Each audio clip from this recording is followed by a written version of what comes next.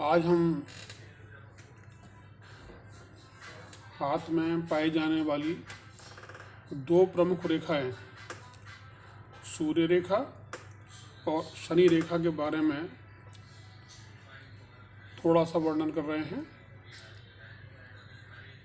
हाथ में भाग्य रेखा के होने से हम ये कहते हैं कि मनुष्य बहुत भाग्यशाली है, तो ऐसा नहीं है।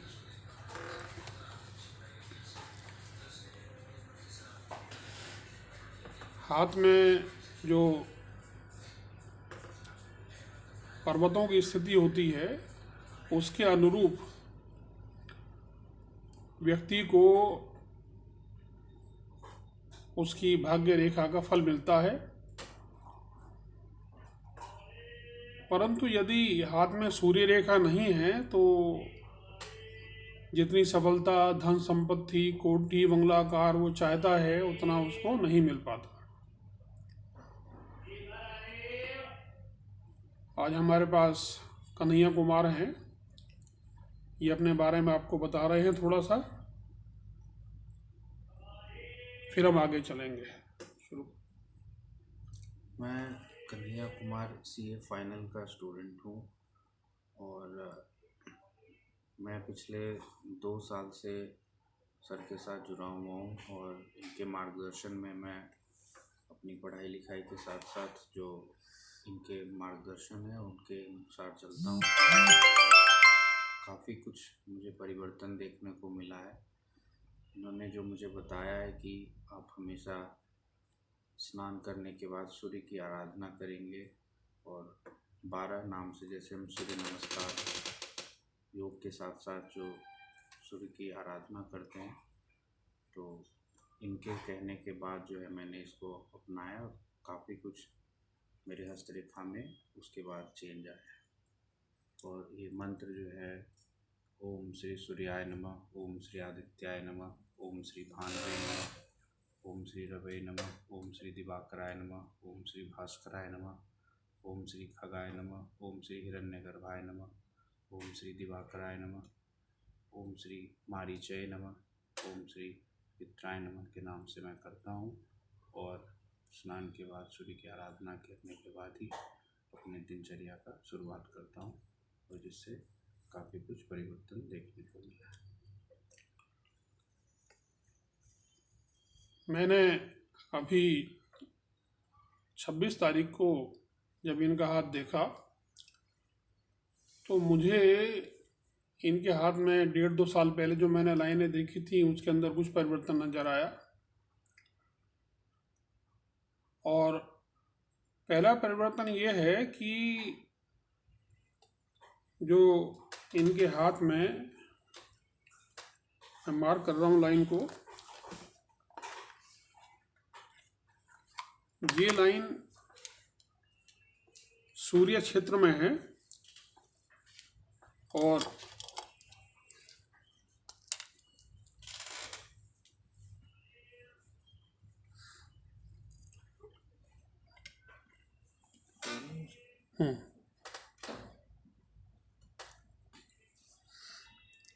ये लाइन सूर्य क्षेत्र में है।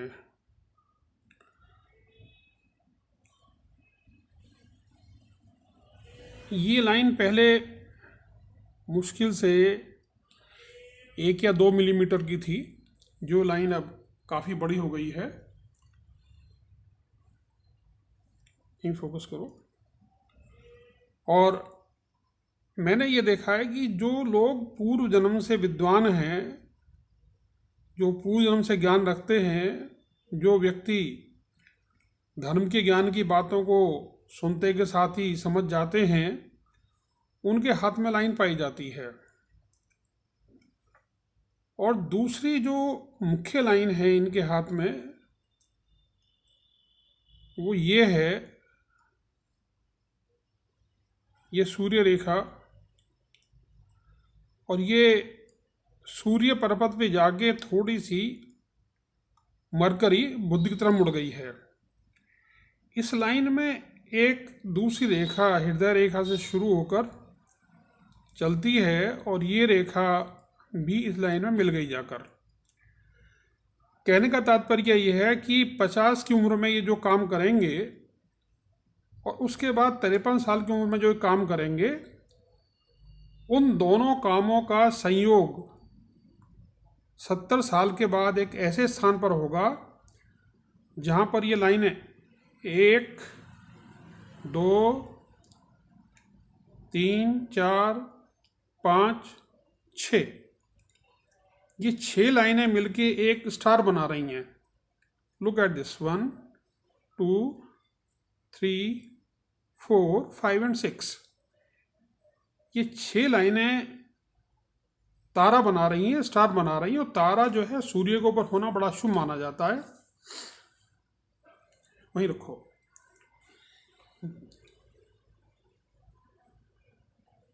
अब यहाँ पर इनके हाथ में ये एक और सूर्य रेखा है, ये भी सूर्य रेखा है, और यहाँ भी सूर्य रेखा है, और ये भी सूर्य रेखा है। कहने का मतलब ये है कि इनके हाथ में 1, 2, 3, 4, 5, 6 सूर्य रेखाएं एक साथ चल रही हैं।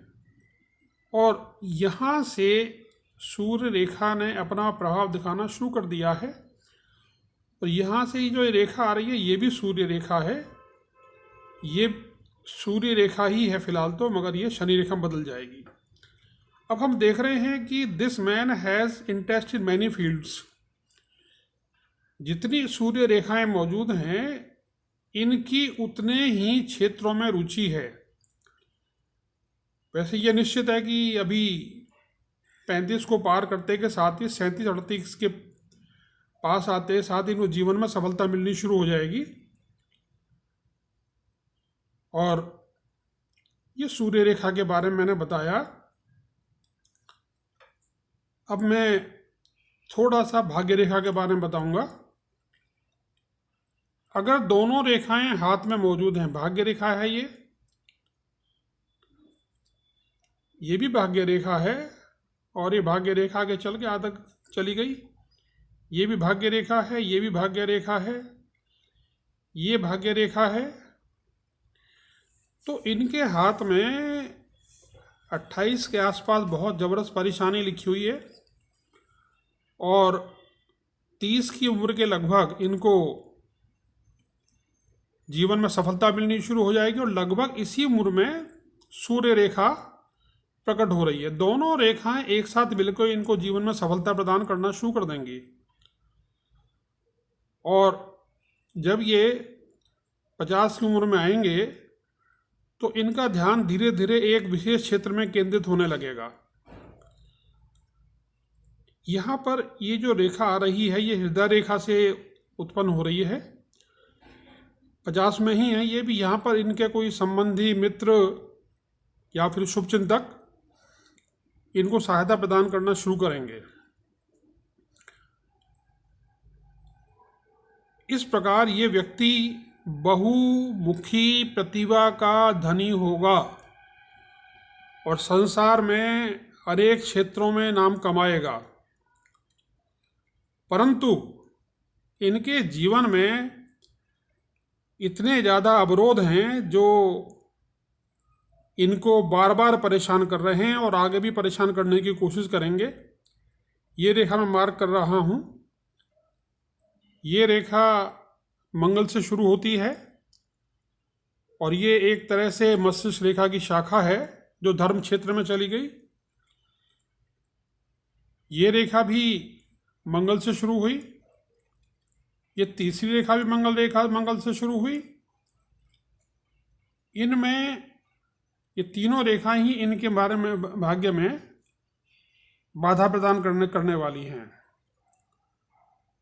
यहाँ से मस्तिष्क रेखा की शाखा शुरू होकर भाग्य रेखा की तरफ चली जाती है और ये मस्तिष्क का प्रयोग करके, दिमाग का प्रयोग करके अपने जीवन में काफ़ी उन्नति को प्राप्त करेंगे।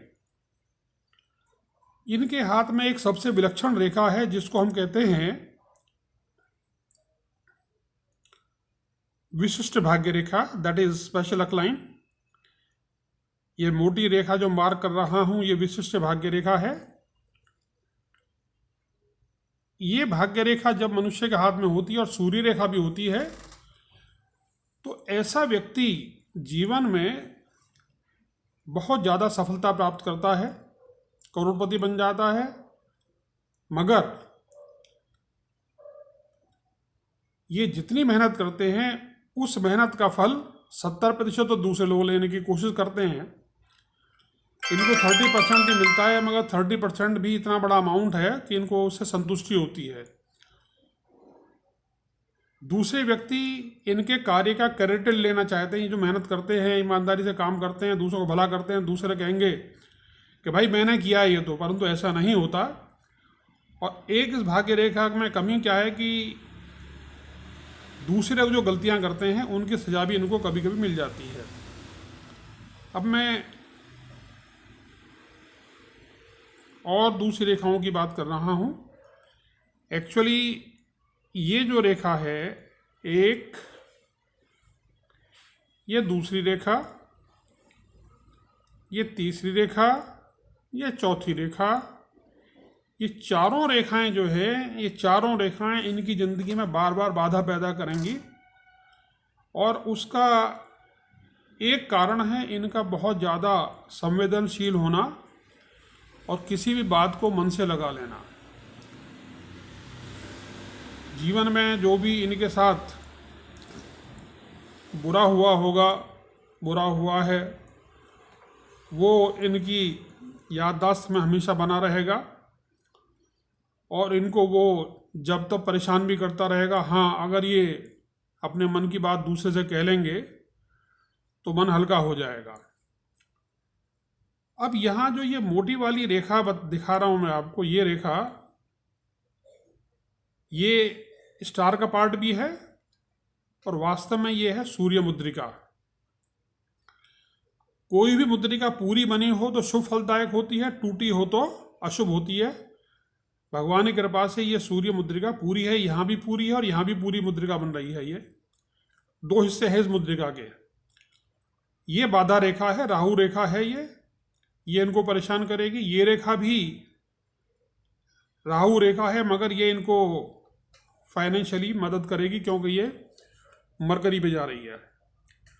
और ये जो लाइन शुरू होती है 50 की उम्र के बाद, ये लाइन सीधी जा रही है मरकरी के ऊपर और ये लाइन इनकी ज़िंदगी में खुशहाली के साथ साथ बहुत पैसा देने वाली है, क्योंकि ये व्यक्ति पैसे को बहुत सोच समझ के खर्च करता है। इसका प्रमाण हाथ में मौजूद है।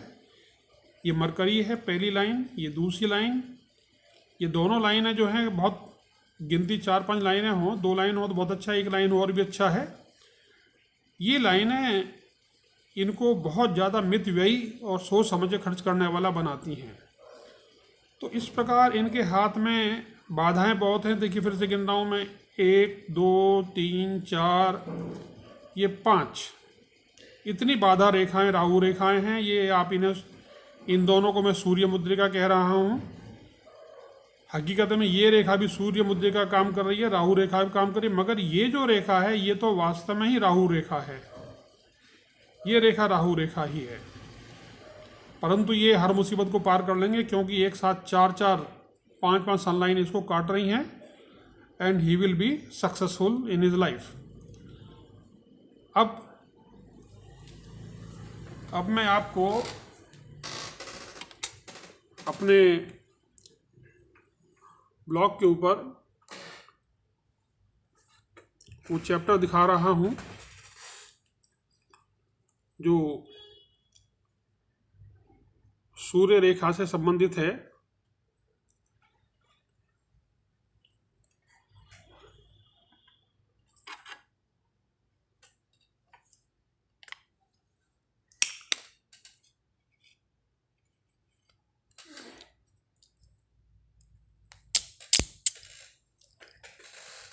ये है सन लाइन सूर्य रेखा, एटीडाइन पामिस्ट्री हस्तरेखा शास्त्र, और ये ब्लॉग है भारतीय शिक्षा .blogspot.com। इसके साथ ही मैंने एक दूसरे ब्लॉग में भगवान सूर्य के बारे में लिखा है और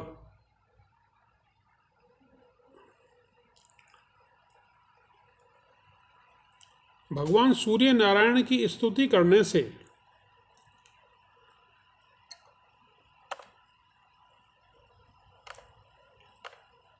व्यक्ति को जीवन में सफलता मिलनी शुरू हो जाती है और शनि रेखा अकेली काम नहीं करती। जब सूर्य रेखा साथ होती है तो उसका तेज बहुत बढ़ जाता है और मनुष्य सारी बाधाओं को पार कर जीवन में सफलता प्राप्त करता है। ये आदित्य हृदय स्तोत्र है। भगवान श्री राम ने इसका पाठ किया था। ये पूरा स्तोत्र santoshsuvichar.blogspot.com के ऊपर मौजूद है।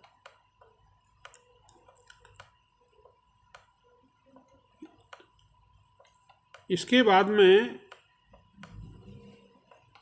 इसके अंदर सूर्य भगवान की स्तुति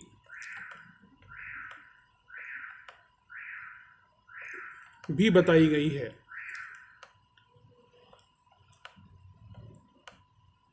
इस प्रकार यदि मनुष्य को सफलता प्राप्त करनी है तो उसे चाहिए कि सूर्य भगवान की आराधना करे, शनिदेव की आराधना करे, मगर इन सबसे ज़्यादा जरूरी है मनुष्य का कर्म करना। ये सही है कि हमारा प्रारब्ध, हमारे पूर्व जन्मों का संचित कर्मों का फल हमें इस जन्म मिलता है, परंतु जो हमारी वर्तमान उम्र है और इस क्षण जो हम बात कर रहे हैं, जो कर्तव्य हम कर रहे हैं, जो काम हम कर रहे हैं, वो भी हमारे भाग्य का निर्धारण करने में पूरी तरीके से सक्षम है। अतः मनुष्य को ईश्वर की उपासना करने के साथ साथ जीवन में कर्म को उतना ही महत्व देना चाहिए जितना ईश्वर को। भगवान श्री कृष्ण ने श्रीमद् भागवत गीता में बार बार कर्म के ऊपर जोर दिया है। अगर हम कर्म नहीं करते तो स्थिति वही हो गई, सुप्तस्य सिंहस्य मुखे प्रवशन्ति न मृगा। अगर हम लेटे हुए हैं, मौज मस्ती ले रहे हैं और फिर भी खाना हमारे मुंह में घुस जाए, ये प्राय असंभव है। उद्यमेन ही सिद्ध्यन्ति कार्याणि न मनोरथे नहि सुप्तस्य सिंहस्य प्रविशन्ति मुखे मृगा। करेक्ट। मैंने आधा श्लोक सुनाया, कन्हैया ने उसको पूरा कर दिया। दोबारा बोलो। उद्यमेन ही सिद्ध्यन्ति कार्याणि न मनोरथे नहि सुप्तस्य सिंहस्य प्रविशन्ति मुखे मृगा। उद्यम करने से, परिश्रम करने से ही कार्य की सिद्धि मिलती है। जिस प्रकार से सोए हुए सिंहराज के गुफा में स्वयं हिरण जो है प्रवेश नहीं करते, सिंहराज को भी परिश्रम करना होता है, तो उसी प्रकार हर मनुष्य को जो है उद्यम और परिश्रम करना चाहिए, तभी आपके कार्य की सिद्धि होती है, तभी आपको सफलता मिलती है। चाणक्य ने ऐसा चाणक्य जी थे।